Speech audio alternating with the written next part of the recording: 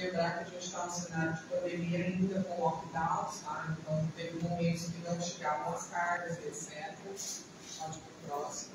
Gente, não deu tempo de ler a mesa, né? A gente deixa de galera lá, né? Aí é o que ele falou, a questão de você conseguir manter uma estabilidade do mercado interno. A China também teve um período que ela teve uma crise com os porcos, né? Então a gente vendeu bastante porco porque houve uma teste na questão dos porcos. E aí a gente sabe, né, a carne aumentou bastante aqui no Brasil, né? O ovo também aumentou, né? Vamos para o próximo. Aí a gente fala do começo do conflito, né? Da questão Ucrânia-Rússia, então a gente vê a flutuação do dólar também, né? Aí a questão dos lockdowns ainda tinha influência, mas a questão do conflito foi que começou a complicar. Por quê? Porque a Rússia ela também é fornecedora, né, de fertilizantes, que é a parte que uma colega falou de mim. A questão de fertilizantes ela influencia muito na produção. Então, quando você tem uma ausência de fertilizantes, ou ele não é aplicado no tempo correto, o que acontece? Você afeta a produção. Porque se o cara não plantou, lembrando que o agronegócio é uma atividade calculada pelo Sebrae como de alto risco, tá? Você tem tanto as flutuações externas, como a flutuação interna do negócio. Quais seriam os riscos do agronegócio? Chuva, geada, não conseguir plantar no tempo certo, não choveu, né? E aí é o externo.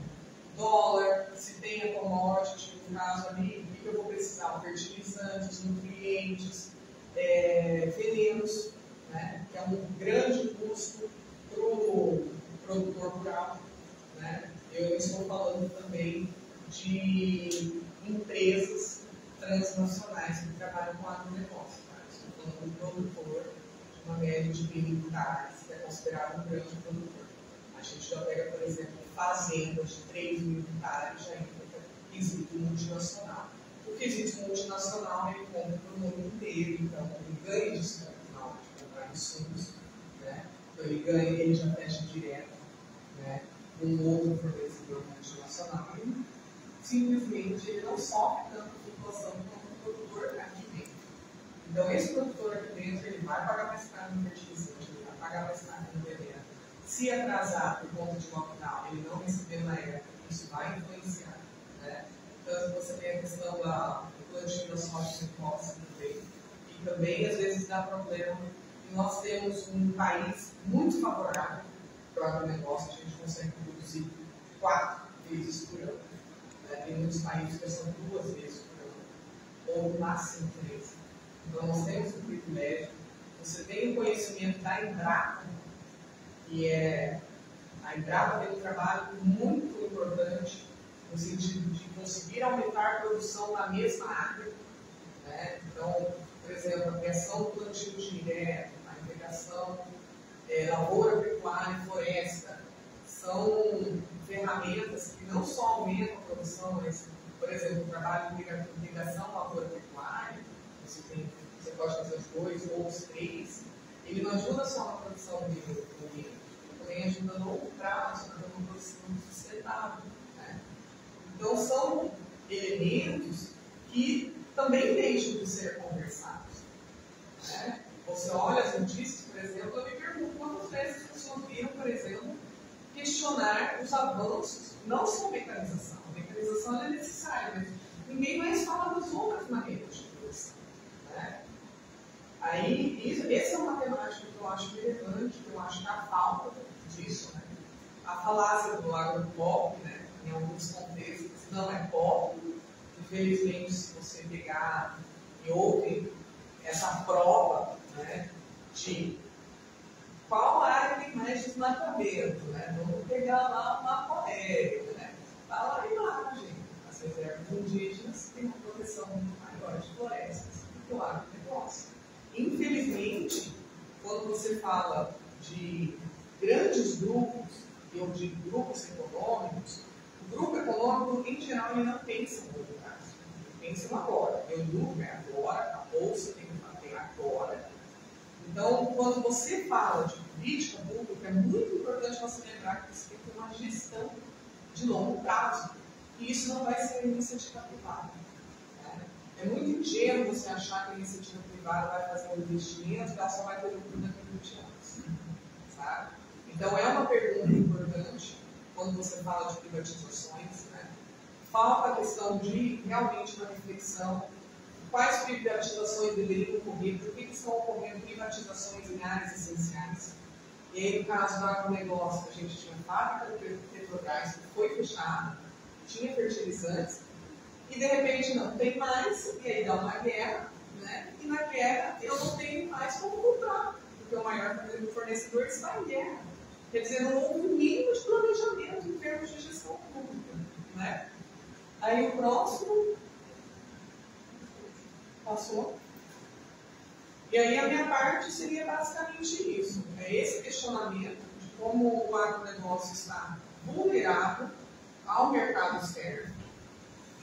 A questão de planejamento mesmo, tanto de iniciativa privada também, porque a hora que eu quero ganhar dinheiro, mas o dólar sobe e o meu custo sobe muito, você também não está protegendo seu próprio negócio. Então é um tanto incoerente quando você pergunta como gestor, né?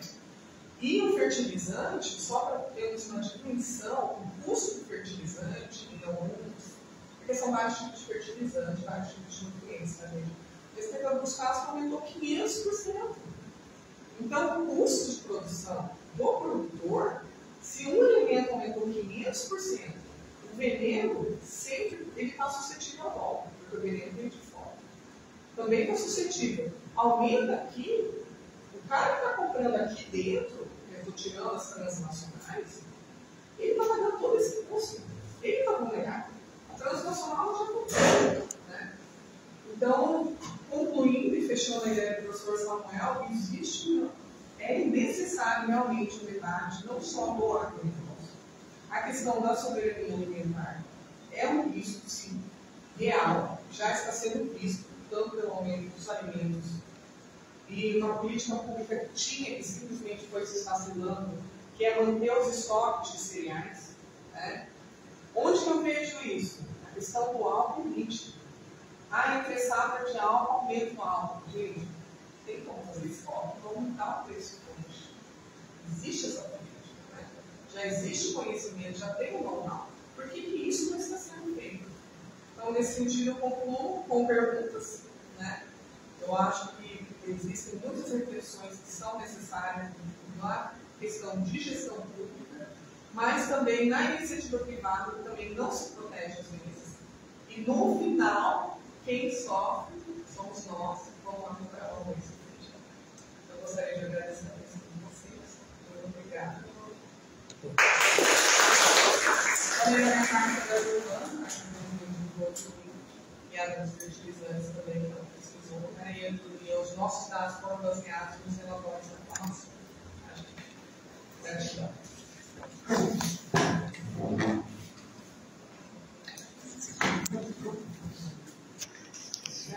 Próximo. Guto. Boa tarde, gente. Boa tarde. Eu queria falar um pouco sobre os impactos desse conflito na relação comercial entre Brasil e China. Eu ia falar muito com o Diogo, porque o Diogo ele foi chamado para o exército, então é impossível ele. Mas, principalmente, quando a gente vai pensar no impacto dessa guerra na relação comercial entre Brasil e China, é necessário a gente dar uma olhadinha em relação entre China e Ucrânia em 2021, que é antes da história da guerra. A Ucrânia ela era responsável pela exportação de cerca de 30% do seu milho para a China, contra 70% dos Estados Unidos que exportavam para a China. Então era uma relação muito forte e vinha numa direção da China querer diversificar o seu comércio, porque ela já estava se vendo bastante dependente dos Estados Unidos nesse quesito do milho, que é muito importante para a China. Então, a compra de milho da Ucrânia representava para a China essa diversificação. Mas, na história do conflito, isso está mal alterado, né? Porque a Ucrânia para totalmente de exportar e fica uma lacuna de mercado de 30%. Pode passar. E O Brasil, como é que ele fica nisso? O Brasil ele é um grande parceiro do agronegócio. A China é um grande parceiro do agronegócio brasileiro, principalmente na exportação de soja e da pecuária. E o Brasil é o quarto maior produtor e exportador de milho para o mundo. E a retirada desse player de mercado significaria para o Brasil uma grande entrada nesse mercado que é enorme. São 30% que está aberto até hoje. Né? No entanto, isso acaba entrando em alguns entraves. Por quê? Pode passar. Porque a China, ela, apesar dela estar procurando algum fornecedor de milho, ela também quer diversificação no mercado. A gente sabe da proximidade da China com o agronegócio brasileiro. No entanto, desde o ano passado, ela já vem essa conversa de não depender tanto dele. Principalmente razão. O presidente fica tratando a China abertamente, então eles começaram já a investir bastante na África para começar a não depender tanto do Brasil em relação a isso. E o outro entrave que entra é, com a maior exportação de milho para a China, o Brasil aumentaria a sua inflação, porque com a maior fuga de milho para fora, aumentaria o preço da carne, aumentaria o preço do produto e dos alimentos especialmente. No entanto, pode passar?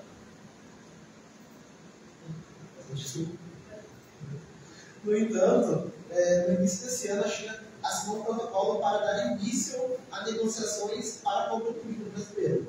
Mas, com o decorrer do tempo e com a alarga da guerra, isso só vai acabar ficando para 2023. Então, a gente deve se perguntar como o Brasil vai se posicionar em relação a isso, porque a gente está em crise e um aumento excessivo do preço dos alimentos acabaria deixando a população numa situação bem mais deplorável de segurança alimentar. E também a China deve pensar sobre como ela vai quebrar esse laço com o agronegócio brasileiro. É basicamente isso.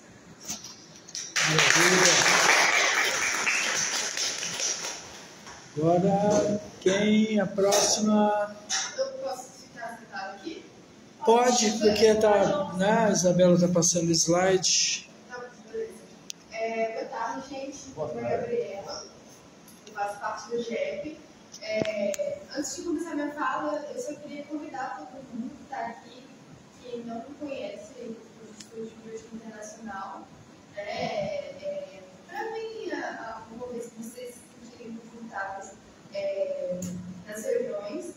E, assim, é algo que a gente sente falta, né, nesse curso de Ciências Humanas, porque não existe um curso de Relações Internacionais aqui na UFMS, né, e às vezes a gente precisa de um aprofundamento, né, em determinadas questões que a gente vê, né, dentro da faculdade de História, Filosofia, envolvendo a geopolítica, né, e porque, assim, pelo menos aqui na licenciatura, para a gente é muito importante, né, fazer essas conexões com o presente, né, os alunos, eles estão ligados no que está acontecendo, né, eles assistem tudo, eles estão conectados. Então, eu queria começar a me falar exatamente a partir de uma pergunta de um aluno. Ele me perguntou uma vez se a guerra na Ucrânia ia chegar aqui. Aí eu falei isso para ele, já chegou. São as consequências da guerra da Ucrânia, que chegam no Brasil, né? E de que forma? Ela é uma contradição que ela não é só atual, ela vem desde os tempos coloniais, né? De fome que a nossa população passou por causa dessa contradição econômica, né? De exportação do Brasil ser para a exportação e não fundamentar uma segurança interna em torno da alimentação. Né? Então, é muito importante, né, essa questão que o professor Samuel salientou sobre a geopolítica. Né? A gente está vendo, a gente está assistindo literalmente essas mudanças territoriais acontecendo. Né? Essas mudanças têm várias naturezas, naturais, né, podem ser desastres, efeitos climáticos, mas elas também podem ser ações humanas, né, que é o que a gente está assistindo agora, guerras, intervenções. Se a gente for dar uma olhada no mapa, a gente percebe que as regiões que hoje estão sendo mais cobiçadas pela Rússia são as regiões que dão acesso ao mar, né? E assim, são as regiões mais instáveis, né? Então, é muito importante a gente entender isso. Como chegar o fertilizante aqui se não tem acesso, né, àquele local? Pode passar. Então, dentro dessa questão, né, a gente pensa também que a política de alimentos está ligada, né, à segurança alimentar nacional, ela está ligada a isso, né, para que não haja instabilidade, né. Eu coloquei ali, só nesse início, né, os preços dos alimentos ocupam um lugar central para a segurança alimentar e nutricional, quando abordada nas perspectivas da soberania alimentar e dos direitos humanos. A alimentação adequada e saudável, especialmente no contexto da inflação dos alimentos. Então, toda essa crise que a gente está vivendo, ela é uma sombra, né, que a gente percebeu da pandemia, da crise econômica, dos semi-lockdowns que a gente viveu aqui, dos lockdowns que a China viveu. Então, tudo isso influencia. Né? Pode passar. Então, a gente vive, né, essa contradição, né, porque a gente escolheu não, o projeto de poder e impulso do Brasil, ele escolhe uma via agroexportadora. Né? Durante um tempo a gente teve um nacional desenvolvimentismo, ali, poder privado, né? Mas o plano hoje, ele é pela via agroexportadora. Né? Então, todas as políticas públicas, elas são para esse setor, né? E não para o pequeno produtor. Quem abastece o Brasil internamente é o pequeno produtor. Então, mas ao mesmo tempo a gente tem essa dependência, né, de insumos que é incompatível com o tamanho do Brasil, com a potência do Brasil, né? E até fazer um link com algo que a Rebeca falou, né, sobre essa questão do Brasil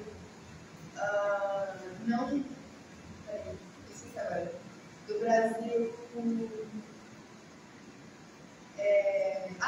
de precisar de políticas públicas a longo prazo, né? Então eu vi algo falando que a Teresa Cristina, a ministra, ela está ali por trás, né, de algo que daria independência do Brasil em relação aos fertilizantes em 30 anos. Né? Quer dizer, a iniciativa privada não tem condições de fazer isso. Né? Então o Estado brasileiro ele precisa atuar, só que em 30 anos a gente vai ficar independente. Só que enquanto isso, a gente vai ver mais com a Isabela, né, os nossos principais compradores, eles vão diversificar os seus mercados e vão tentar, de outra forma, né, tratar do seu próprio abastecimento. Né? Então, a gente precisa começar a compreender essas questões. Pode passar. O Brasil, né, tem toda essa questão com a dependência, né, que existe esse projeto de dependência brasileira, né, enquanto isso a gente vive esses riscos da dependência. Pode passar. Aí eu coloquei aqui, né, a situação a Rússia atualmente o maior produtor mundial de petróleo e gás, e nas últimas safras se tornou a maior exportadora de trigo do mundo. Né? Então, toda essa dependência que a gente tem da Rússia e da própria Ucrânia, né? A Rússia ela fazia parte assim, a gente, por exemplo, a gente importa 85% dos fertilizantes. Né? Então, isso é muito importante. E aí, quando você fala de trigo, você fala do pão, né? Você fala de toda uma rede de abastecimento que também é trabalhada aqui. Né? Mas, algo que a gente pode começar a repensar também por que o Brasil não possui essa indústria, e essa é a principal vocação de alguns especialistas, né, justamente porque essa indústria ela é muito complexa, né, que você precisa, aqui, por exemplo, no Brasil, para você fazer a extração, seria algo inviável economicamente. Né, mas é um país que depende, literalmente a via econômica do país é a agroexportação. Né? o Mato Grosso do Sul ele é central. O Mato Grosso do Sul hoje ele é um centro, é um dos centros econômicos do país. A gente precisa começar a repensar isso para ver quais são as dinâmicas do Estado, né? Por que isso não está indo para esse lado? Pode passar. Aí eu falo, né, sobre a questão do pequeno produtor, né? O pequeno produtor ele não consegue suprir essa necessidade, né? Se os preços estão altos, ele não consegue por si só, não existem políticas de fomento para que esse abastecimento interno ele continue em tudo vai para o bolso da população, né? Então tudo cai na conta da população, né? Então a gente não tem uma indústria, né, desse setor dos fertilizantes e um produto fica cada vez mais caro, escasso, né? E aqui eu falo, né, sobre essa questão dos custos, né, das commodities do Brasil atingiram recordes dos primeiros meses, né? Então, toda essa questão que envolve essa globalização, né, também, porque como os mercados eles estão integrados, né, o que ocorre na Ucrânia, o que ocorre na Rússia, vai afetar o Brasil diretamente, né? Então, por isso a preocupação com a diplomacia, né? É importante, né, que o Brasil ele tenha uma agenda própria, né, mas que perceba, né, em que campo ele pode atuar para que não haja sanções, né, para que as potências não entrem aí para atuar contra o Brasil também. Pode passar. Esse aí eu já falei, pode passar. Pode passar.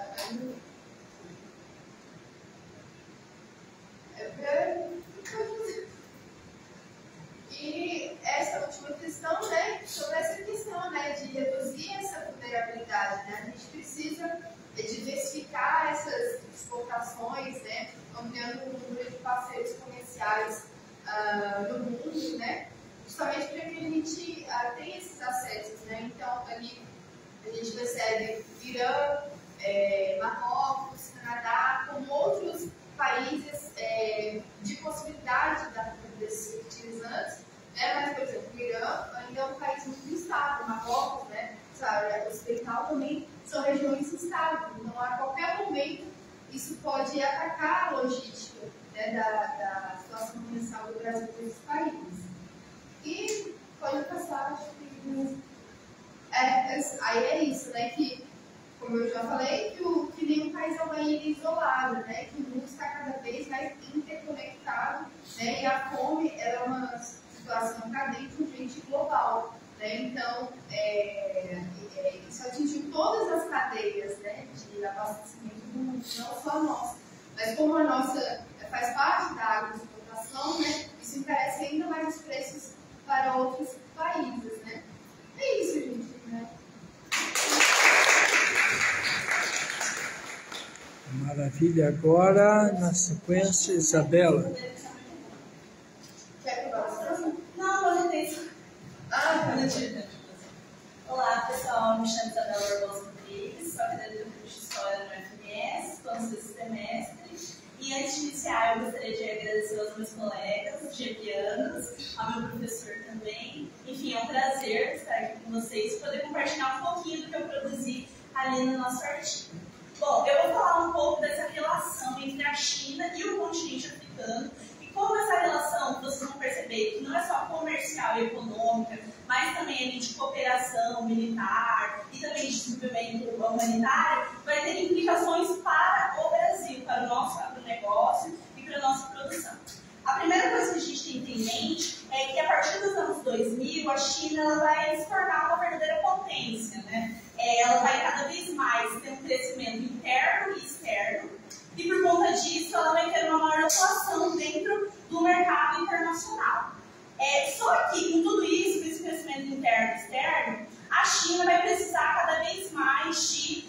as demandas da China cada vez mais vão aumentar. Demandas por insumos, por recursos, e aí a gente pode citar recursos minerais e energéticos, como exemplo o petróleo, o minério de ferro, a própria soja, né, que o Guto citou e outras pessoas citaram também. Para vocês terem uma ideia, eu trouxe aqui um dado 2000, a China vai aumentar o poder financeiro dela, principalmente na questão de reservas internacionais. Em 2005, ela vai ter 831 bilhões de dólares, e em 2012, esse número vai subir para 3 trilhões de dólares. Percebam como esse número cresce assim, absurdamente. Já na questão de investimentos externos, e aí que vai interessar muita gente, a China vai passar de 1999 com 25 bilhões de investimentos nesse setor externo aí, para 230 bilhões. Então, o que a gente percebe? Que esse crescimento, tanto interno quanto externo da China, né, essa elevada capacidade financeira e de atuação desse mercado internacional, vai permitir que a China coloque em prática uma política estratégica, uma política diplomática e comercial. E aí, a China vai fazer uma aproximação diplomática e comercial com vários países considerados por ela estratégicos. Né? Então, o que a gente vai perceber é que a China vai ter uma política estratégica muito eficiente. E aí entra a questão do continente africano. Lembrando, a África é um continente com vários países. Então, a China vai se relacionar com a Nigéria, com Angola e com outros países também. Né? Qual é o objetivo dessas relações? Claro, a questão de criar vínculos com esses países, né? E além disso, a questão de insumos, né? Conseguir produtos, principalmente ali da África, do continente africano, a questão do petróleo, mas também insumos agrícolas, né? Materiais agrícolas. Aqui outra coisa que eu preciso citar para vocês é que aí nesse início dos anos 2000, né, a China ela vai ter uma cooperação muito forte, que a gente chama de cooperação sul-sul, que é entre os países em desenvolvimento, né? E isso inclui também o Brasil, não inclui apenas a África, né? A China não vai estar investindo exclusivamente no continente africano. E aí está a chave da questão. A China, ela diversifica os seus parceiros agrícolas. Então, a dependência que ela tem, ela vai conseguindo diminuir.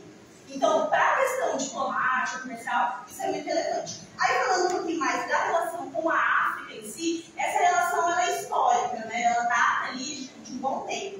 Desde a fundação da República Popular Chinesa, em 1949, já existiam relações diplomáticas e de negociações entre a China e o continente africano, vários países, né? Inclusive, eu achei uma coisa muito interessante aí nas minhas leituras, é que um líder, uma visita do Jiang Zemin, em 1996, vai ocorrer para estabelecer uma relação aí com a China, né? Isso a gente percebe em 1996. Ou seja, essa criação de uma relação com a África já dá um tempinho, só que ela vai se aprofundar mesmo, ela vai aumentar a partir do século XXI, do ano 2010, dos anos 2000. Então, o que a gente tem que entender? Que a África ela vai se tornar um dos principais focos dessa política de parceria estratégica chinesa, com o objetivo do quê? De conseguir recursos naturais, como eu disse para vocês, né? Só que o mais interessante é que esse acordo, dessa cooperação chinesa e africana, ela não vai se dar somente no âmbito econômico, no âmbito comercial, vai muito além disso, né? Como por exemplo, cooperação técnica, militar, política, de desenvolvimento humanitário, desenvolvimento de lideranças locais dentro da China. Então isso é interessante, que essa parceria ela vai muito além dessa questão econômica. Então esse vínculo que eles criam é um vínculo muito mais forte até. O objetivo, falei para vocês, matérias-primas, mas também a questão de escoamento de produtos, de mercado consumidores, também é importante para a China. Alguns principais países que a China vai se relacionar é Angola, Nigéria e Líbia, por conta do petróleo. Lembrando, a China é um território muito extenso. Nem todo esse território ele é arável, né? Você pode cultivar produtos. Você tem uma população muito grande e você tem ainda uma demanda energética muito grande também. Então, assim, tudo isso vai fazer com que a China procure vários parceiros agrícolas. Uma outra questão que eu trouxe, que é bem interessante de dado, eu não consegui colocar no slide, mas vou falar para vocês, que é os investimentos chineses na África a partir dos anos 2000, né? A China vai passar a investir 500 bilhões em 2003 para 22 bilhões de dólares em 2012. Mais uma vez, de 500 bilhões para 22 bilhões de dólares, isso é muito investimento, muito, muito investimento. Aí outra coisa que eu preciso citar é algumas commodities, né, no início dos anos 2000, que também vai afetar o Brasil, né, que vai ser um crescimento por conta das commodities. O continente africano vai ter um crescimento, só que a gente não pode então já que a África está tendo essa parceria com a China, ela vai crescer, ela vai conseguir ser uma potência como a China. Não vai acontecer isso, porque esse tratado deles não vai alterar a posição periférica da África. Ou seja, você tem um desenvolvimento ali, um crescimento conjuntural daquela circunstância, mas a África ainda vai ser estruturalmente, vai estar fora do jogo, né? vai estar no espaço periférico desse mercado internacional. Isso é importante eu falar também. Outra questão muito interessante é que essa relação entre China e África vai ser muito bem vista pelas lideranças africanas. Então, vai ter uma aceitação generalizada dos líderes africanos com essa cooperação mútua entre os dois países, né? E por que isso acontece? Porque a China tem algumas características positivas para os líderes africanos, como, por exemplo, a China vai adotar uma política de não interferência na África, ela não vai impor condições para empréstimos e investimentos, e, por último, ela vai perdoar dívidas externas dos países africanos. Então, tudo isso vai fazer com que esses líderes vão ver com bons olhos essa relação.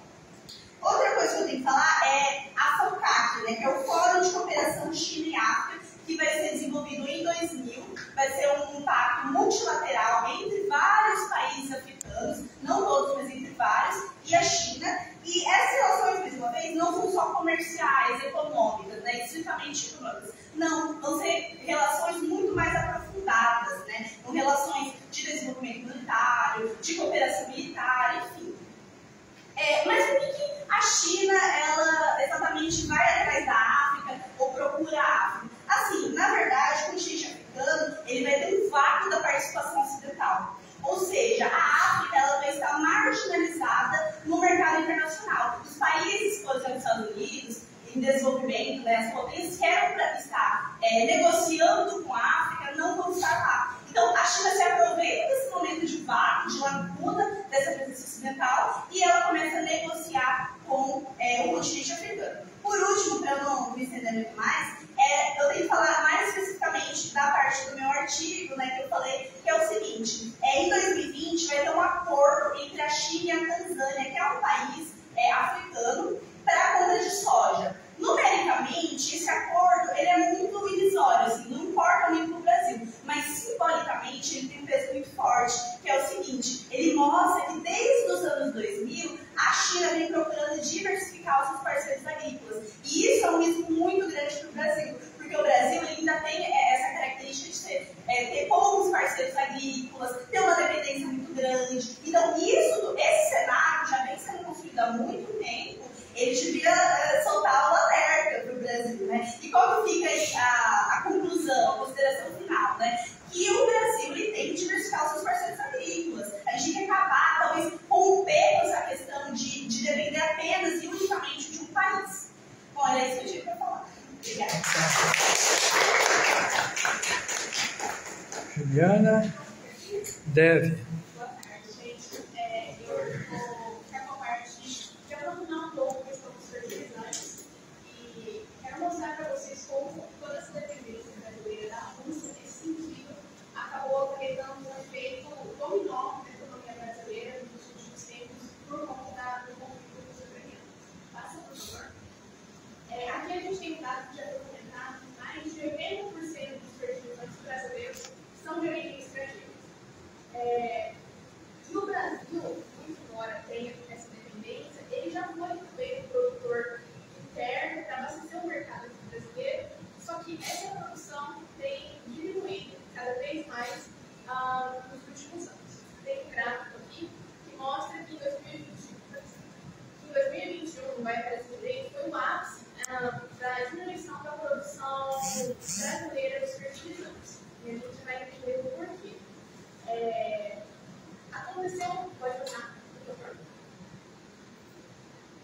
Aconteceu uma desestruturação na indústria nacional dos fertilizantes nos últimos anos, muito por conta da uma crise interna na Petrobras, ocasionada pelas polêmicas ali da Lava Jato, acabou desestabilizando todo esse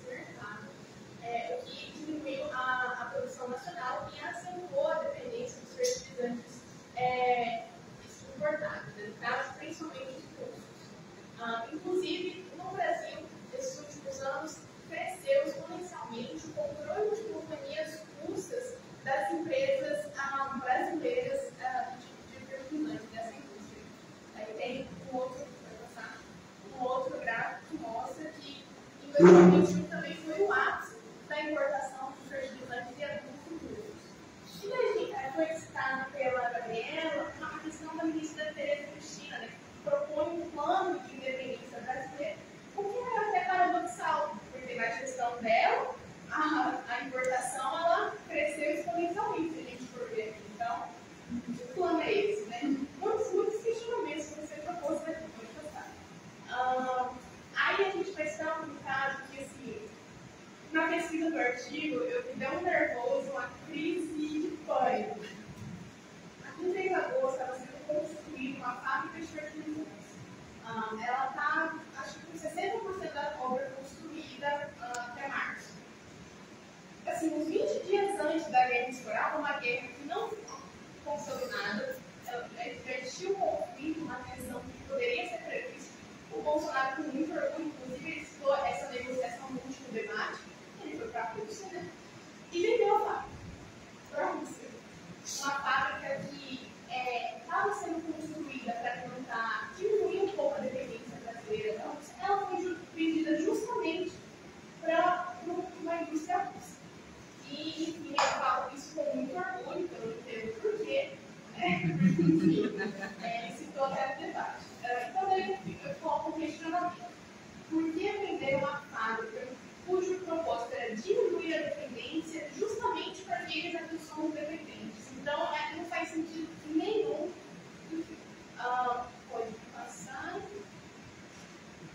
Falando um pouco sobre o que já foi citado por alguns dos colegas, essa dependência dos fertilizantes russos, ela é acentuada quando a gente fala do petróleo, porque quem alimenta o Brasil